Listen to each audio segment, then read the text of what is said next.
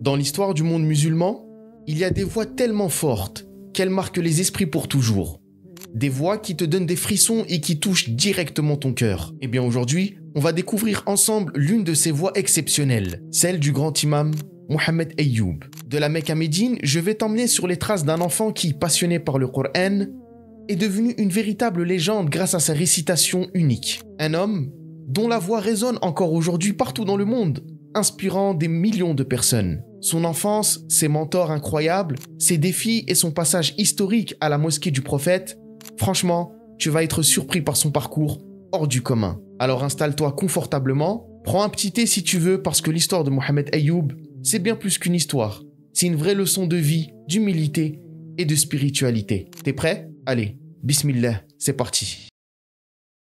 رب اجعلني مقيم الصلاة ومن ذريتي ربنا وتقبل دعاء ربنا اغفر لي ولوالدي وللمؤمنين يوم يقوم الحساب. On est en 1952 à la Mecque, quand Mohammed Ayoub vient au monde dans une famille aux origines assez surprenantes. Ses ancêtres viennent carrément de Birmanie. Dès tout petit, il grandit dans une ambiance où la foi est au centre de tout. Très vite, il tombe amoureux du Coran. Pour lui, c'est pas juste un livre à apprendre, c'est vraiment devenu la passion de sa vie. Ce lien si spécial avec la parole d'Allah va complètement transformer son destin et faire de lui l'une des voix les plus touchantes et les plus respectées du monde musulman. Et franchement, si t'as jamais entendu sa récitation, prépare-toi à avoir des frissons. Le père de Mohammed Ayoub, Mohammed Youssouf, a été super important dans son histoire avec le Coran. Très tôt, il remarque que son fils a vraiment un truc spécial. Il décide de lui donner toutes les chances en l'inscrivant au cours de tajwid et de mémorisation avec un prof exceptionnel, Cheikh Khalil Al-Qari. Il va même jusqu'à demander au Cheikh de prendre particulièrement soin de son fils, parce qu'il rêve de le voir un jour devenir un grand savant du Coran. Et petit détail sympa, parmi ses camarades de classe, il y avait aussi une autre future figure de la récitation coranique, Cheikh Ali Jabir. C'est fou de penser que ces deux légendes étudiaient ensemble quand ils étaient petits. Cheikh Khalil Al-Qari, qui avait vraiment l'œil pour repérer les talents, comprend vite que Mohammed Ayoub est différent des autres. D'après Mohammed Khalil, le fils du cheikh et imam à la mosquée de Quba, son père avait une approche superhumaine et proche de ses élèves. Il adaptait ses enseignements à chacun sans jamais mettre la pression pour apprendre vite à tout prix. Ce qui comptait pour lui, c'était que ses élèves comprennent vraiment ce qu'ils apprenaient et ressentent profondément le message du Coran. Et c'est exactement cette méthode qui a permis à Mohammed Ayoub de devenir une voix si exceptionnelle. Pour Mohammed Ayoub, c'était bien plus qu'un simple livre à apprendre par cœur. C'était carrément la passion de sa vie, un truc qui lui brûlait le cœur et qui guidait chaque décision qu'il prenait. Imagine-toi qu'à seulement 12 ans, il connaissait déjà tout le Coran par cœur. Surtout, grâce aux cours qu'il suivait à la célèbre mosquée Ibn Laden de la Mecque. Mais Mohammed Ayoub ne s'arrêtait pas là. En plus d'étudier avec Cheikh Khalil Al-Qari, il prenait aussi des cours avec un autre maître du Coran, Cheikh Zaki Daristani, à l'école primaire de la Mecque. Ces deux professeurs étaient connus pour leur récitation du style hijazi, une mélodie super belle, pleine d'émotions typiques de cette région d'Arabie Saoudite. Mais c'est vraiment avec Khalil Al-Qari que Mohammed Ayoub a peaufiné son style, grâce à un enseignement intense et personnalisé. Il a bossé dur, capté toutes les subtilités, et c'est comme ça qu'il est devenu l'une des voix les plus marquantes du monde musulman. La relation entre Cheikh Khalil Al-Qari et Mohammed Ayoub, c'était pas juste une relation de prof et d'élève. Non, c'était beaucoup plus fort que ça. Ils sont devenus tellement proches que Cheikh Khalil considérait carrément Mohammed Ayoub comme son propre fils. Cette complicité a eu un impact énorme sur la vie et la personnalité de Mohammed Ayoub. Toute sa vie, il a parlé de Cheikh Khalil avec énormément de respect, de reconnaissance et de gratitude. Il savait très bien que c'était par sa cause qu'il était devenu celui qu'il était. Son comportement, son éducation et même sa spiritualité, c'est son maître qui les avait façonnés. De son côté, Cheikh Khalil, il a vraiment été comme un père spirituel pour Mohammed Ayoub. Il l'a guidé, conseillé et soutenu à fond à chaque étape de sa vie. Pour Mohammed Ayoub, le chemin vers la connaissance, c'était clairement pas facile. Il racontait souvent à quel point c'était galère de se rendre au cours chaque jour. الوالد يعني كان في البداية يصعد جبلين حتى يصل إلى الحلقة. فطفل بهذا السن الصغير كان يعاني جدا حتى يصل إلى الحلقة، لكن كان صاحب همة عالية. Sa soif d'apprendre le Coran était tellement forte que rien ne pouvait l'arrêter. Obstacle ou pas, Mohammed Ayoub gardait toujours la même détermination. Avec du courage et une persévérance impressionnante, il a prouvé que quand tu veux vraiment quelque chose, rien n'est impossible. En 1966, Mohamed Ayoub passe une grosse étape. Il décroche son certificat à l'école de mémorisation du Coran, une école reconnue par l'État saoudien. Boosté par ce premier succès, il quitte la Mecque direction Médine, la ville du prophète, pour pousser encore plus loin ses études religieuses. Là-bas, il entre à l'Institut scientifique de Médine, où il finit tranquillement le collège et le lycée avant d'obtenir son diplôme en 1972. Mais il ne s'arrête pas là.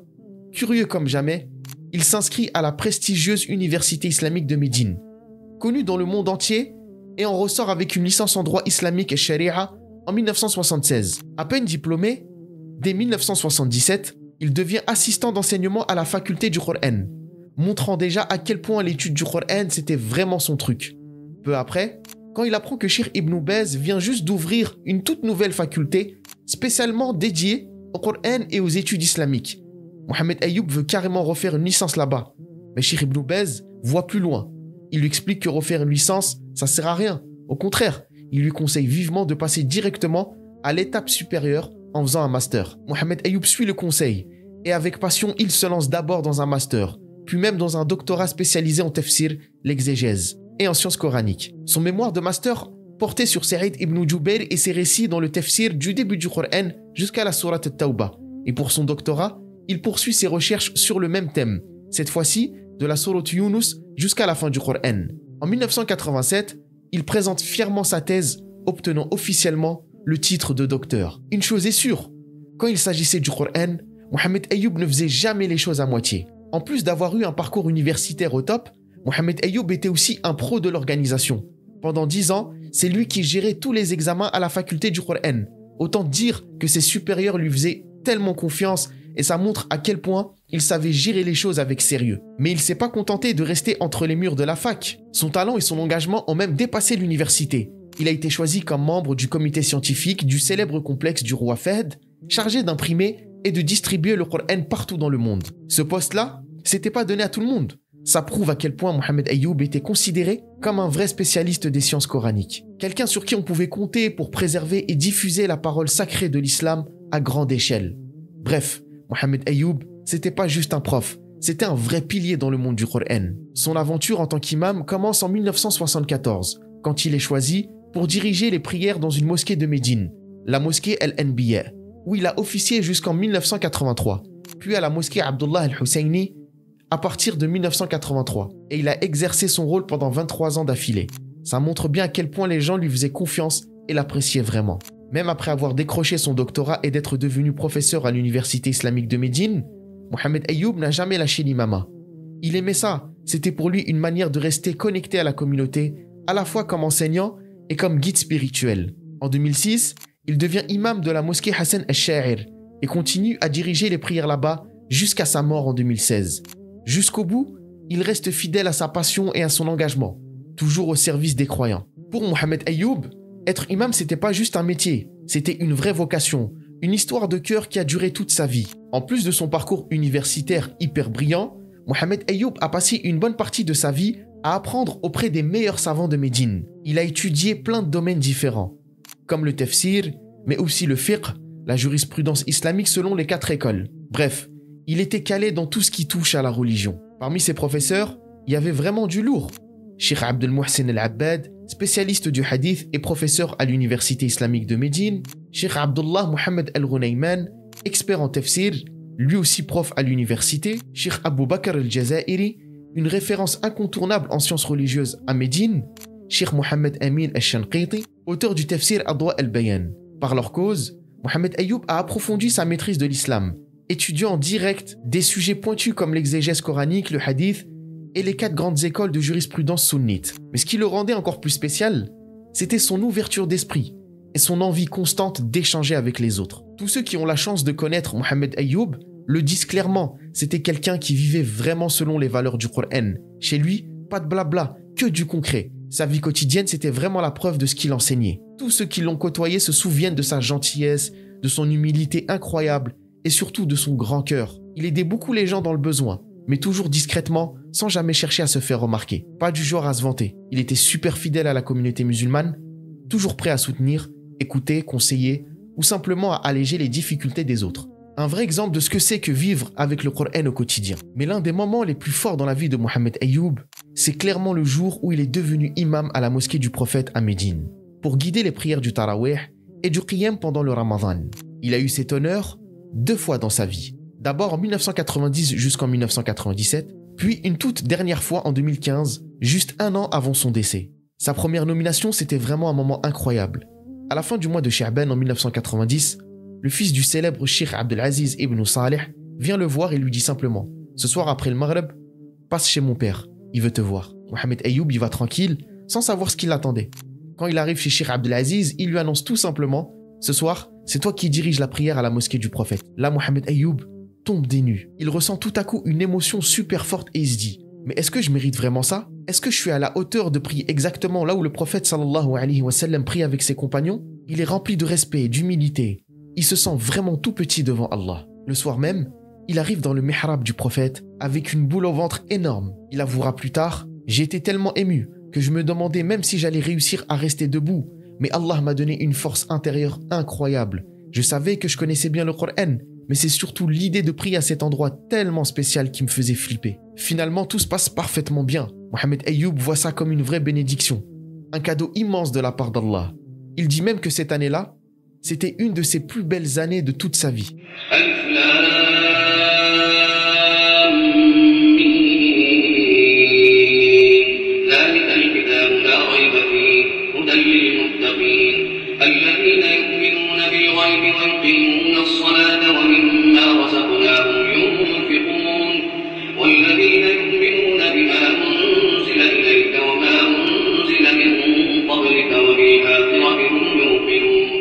Même après avoir quitté ce poste en 1997, il reste hyper attaché à cet endroit.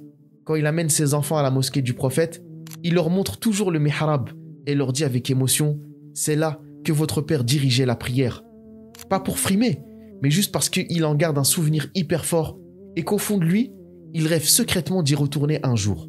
Et tu sais quoi? Son vœu a été exaucé.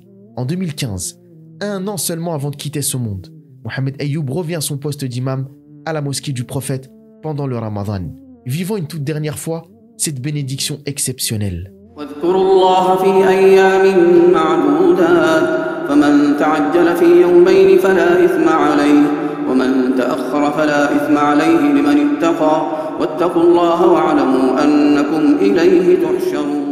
Une histoire vraiment touchante qui montre à quel point Mohamed Ayoub était passionné et humble devant Allah, du début à la fin de sa vie. L'humilité de Mohamed Ayoub, tu la voyais clairement dans toutes les petites choses du quotidien. Par exemple, chez lui, quand il y avait des ouvriers qui faisaient des travaux, il allait s'asseoir avec eux, leur proposait toujours de l'eau fraîche, du jus, et parfois il partageait même son repas avec eux. Il se prenait jamais la tête, il se prenait jamais pour celui qui n'était pas. Et côté famille, il accordait beaucoup d'importance à l'éducation de ses enfants. Il les poussait toujours à aller plus loin dans leurs études, en leur transmettant son amour profond pour le savoir et l'excellence. Résultat, tous ses enfants ont fait des études supérieures et ils ont tous mémorisé entièrement le Coran. D'ailleurs, la plus jeune de ses filles a terminé sa mémorisation pile la veille de sa mort et ça lui a apporté une joie immense à lui et à toute sa famille. L'un de ses fils, qui est aussi devenu imam aujourd'hui, se rappelle avec beaucoup d'émotion du jour où il a récité tout le Coran par cœur devant son père. Imagine la fierté du papa, qui était en même temps son professeur. Un moment vraiment fort qui en dit long sur la personnalité humble et exemplaire de Mohamed Ayoub. لقد تاب الله على النبي والمهاجرين والأنصار الذين اتبعوه في ساعة العسرة من بعد ما كاد يزيغ قلوب فريق منهم ثم تاب عليهم إنه بهم رؤوف رحيم. Après ces belles années à l'université, Mohamed Ayoub a continué à servir les fidèles en tant qu'imam à la mosquée Hassan al-Sha'ir à partir de 2006 et jusqu'à la fin de sa vie, même avec son statut de docteur en sciences coraniques et après avoir dirigé la prière de la mosquée du prophète, il restait super humble et respectueux envers les autres savants. D'ailleurs, en 2006, il réalise l'un de ses grands rêves. Cheikh Khalil al-Qari, son maître depuis toujours, lui décerne enfin une ijaza, une certification officielle reconnaissant définitivement son talent et son savoir exceptionnel dans le Coran. Comme professeur, il était super exigeant avec ses élèves. Il voulait qu'ils soient excellents, alors il ne laissait rien passer, Prononciation, mémorisation, tajwid, il fallait que tout soit nickel. Résultat, seuls les élèves les plus motivés arrivaient à obtenir une ijaza avec lui. Quand il récitait le Coran, Mohamed Ayoub avait un style bien à lui, précis, rapide, mais super clair et émouvant. Sa voix était unique et très technique, mais toujours pleine d'émotions. Il aimait partager les conseils de son maître Cheikh Khalil, comme lorsqu'il disait « Juste avant le ramadan, on avait l'habitude de réviser 4 parties du Coran par jour, histoire d'être bien prêt pour le tarawih. Mon cheikh nous apprenait à respirer pour réciter plus longtemps sans se fatiguer. » Mais Mohamed Ayoub, c'était pas seulement un prof ou un imam, il était hyper investi dans la communauté. Il soutenait les cercles d'apprentissage du Coran, les œuvres caritatives et aidait toujours discrètement les étudiants qui avaient des soucis administratifs comme ceux qui galéraient avec leur visa. Il n'hésitait pas à intervenir personnellement auprès des autorités pour les aider. Son côté généreux, tout le monde le connaissait, même s'il faisait toujours ça discrètement. Pour lui, garder un lien quotidien avec le Coran, c'était essentiel. Il disait toujours à ses élèves « Le Coran, si tu ne le révises pas tout le temps, il te file entre les doigts plus vite que l'on croit. » Il avait vraiment de l'affection pour ses élèves, prenait souvent de leurs nouvelles, s'inquiétait pour eux comme un vrai père. Le jour de son départ, reste hyper émouvant. En 2016, alors qu'il était malade, il a quand même tenu à diriger la prière du soir Al-Isha. Sa dernière récitation, c'était Surat Ash-Sharh, qui parle justement de paix et de soulagement. Quelques heures plus tard, en pleine nuit, il s'est réveillé en ressentant une forte chaleur. Et peu après, il est parti rejoindre son Seigneur dans la tranquillité. Ses proches l'ont retrouvé sans vie au petit matin, réalisant avec tristesse qu'il venait de rendre son dernier souffle. Mais jusqu'au bout, Mohamed Ayoub aura été fidèle à sa mission. Servir Allah et guider la communauté, une vie entière consacrée au Coran, jusqu'au dernier instant. Cheikh Mohamed Ayoub, qu'Allah lui fasse miséricorde et lui ouvre les grandes portes de son paradis, est décédé à l'aube du samedi 7 septembre 2016. La prière janaza en sa mémoire a eu lieu juste après la prière de Dhuhr à la mosquée du prophète, rassemblant une foule immense de fidèles, de savants et de personnalités religieuses. Il a ensuite été inhumé au cimetière d'Al-Baqi' à Médine, un endroit où reposent de nombreux compagnons du prophète et d'autres figures marquantes de l'islam. Sa janaza a été grandiose, reflétant l'amour et le respect que la communauté musulmane lui portait. Cheikh Mohamed Ayoub a vécu à Médine, la cité du prophète, en parfaite harmonie avec le Coran. Il a dirigé la prière dans cette mosquée si chère à son cœur et il a finalement été enterré à Al-Baqi', bouclant ainsi une vie entièrement consacrée à Allah et à son livre. Et voilà, on arrive à la fin de cette vidéo. J'espère vraiment que ça vous a plu, que vous avez appris plein de choses intéressantes. Si c'est le cas, pensez à liker pour soutenir la chaîne et surtout abonnez-vous si ce n'est pas déjà fait. Dites-moi en commentaire ce que vous avez pensé de l'histoire ou si vous voulez que je parle d'autres sujets ou personnalités inspirantes comme celle-ci. Prenez soin de vous, restez proche d'Allah et on se retrouve très vite dans une prochaine vidéo, Inch'Allah.